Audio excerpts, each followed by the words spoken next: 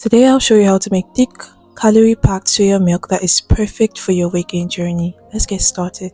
I'm outside in an AMG, right outside, TT, two-turn baby girl, you know me, still with the... So for this recipe, all we need is soya beans and water and sugar to taste. Now, some of the soya beans come with stones and you have to pick it before you rinse it and start up the recipe properly. Just for reference. Okay, so now that we have that out of the way, now I'm going to pour some water into my soya beans. You could put the water just so that you rinse out some impurities. You can't get everything out from one rinse, so sometimes you have to rinse twice depending on the soya beans you got actually. So after you're done with that, you're just going to strain the water out of the soya beans. Now that you're done with that, you're going to find a container or a dish that has a lid. A lid is like a cover so that you can ferment the soya beans and keep it overnight. What you're going to do is turn the soya beans into that container or that dish, and then you're going to add some cups of water. Now, like I said earlier, it depends on the amount of soya beans you're using and the amount of soya milk you want to prepare. So for reference, if you're using 2 cups of soya beans, then you add 4 cups of water and so on and so forth. After that, just close the soya beans and wait for 24 hours. Now, this is after 24 hours. Some people soak their soybeans for 12 hours. I usually soak mine for 24 hours. Sometimes it's not up to 24 hours, but it just depends on what you want to do anyways or how your schedule is. So after soaking that, I'm going to rinse out my soya beans. Now you're going to take out time to wash it really nicely so that you get like the covers of the soya beans out. It can be quite a hassle, I'm not going to lie. Like, that's the part I hate about making soya milk, is the fact that I have to separate it from the covers. But now I'm done with that. You can see the covers came up. I didn't get everything out totally, but like at least you got a good amount, which is really nice because it makes your blending easier, and also it just adds like something to the soya milk. I don't know, but there's something it does. Okay, just take out the covers.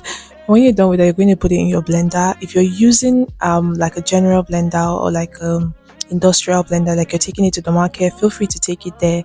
They usually know how to grind it at the market, but if you're using like your home blender, all you have to do is put the soya beans in the blender, add a cup of water to it and blend it. It comes out smooth like that. You turn it to your cheesecloth. As you can see, my cheesecloth is really big, guys. I'm balling out here. But anyways, after you turn it, you just rinse it nicely. You're going to have to do this in batches because you can't turn everything at once. If not, it will make straining it out, like you squeezing it out, will make it very difficult. Like, it will be very difficult for you to squeeze it.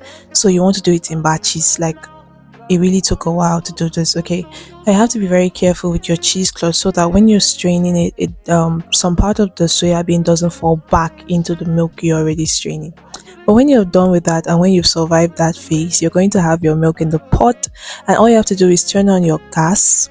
Make sure that when you put the milk on the pot and you turn on your gas, you reduce it to like medium heat. I didn't show you guys there, but like reduce it to medium heat, guys.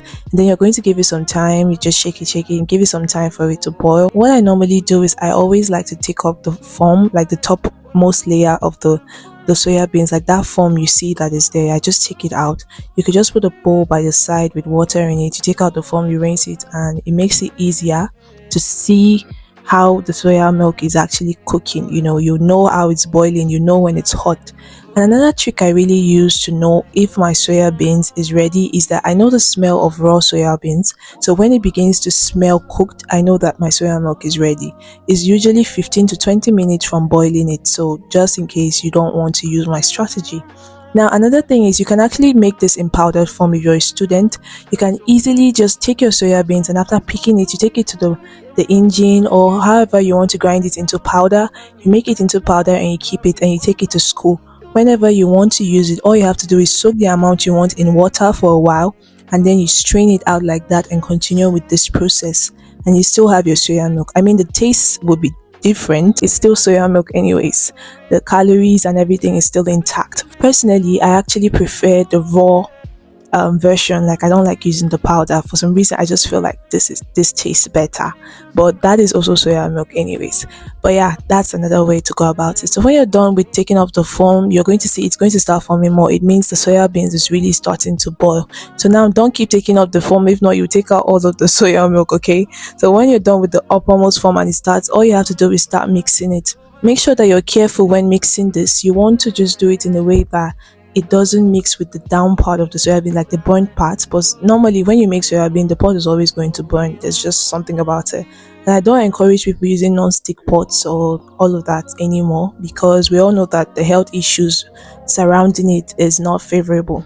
So when you're using your normal aluminium pot, it's going to burn from under. So when you're turning it, make sure that you're not scraping the under of the pot. Okay, you're just doing it really nicely. You're going to come up with this thick soya beans. See, the trick to having the thick soya beans is that you're not adding excess water.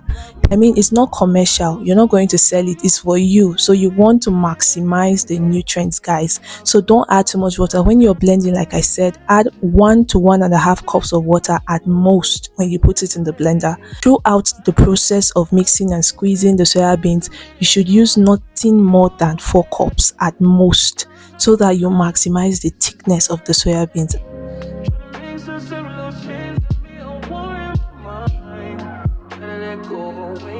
Now, having this 20 minutes, if you didn't use my strategy, you know your soya beans is ready. Guys, I tasted it and it was refreshing. Like, I'm not even joking, guys. Those gains will be after you.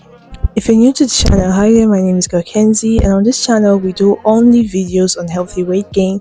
And if you like this sort of thing, make sure that you subscribe. Thank you all so much. Don't forget to like, share and subscribe, and I'll see you in the next video.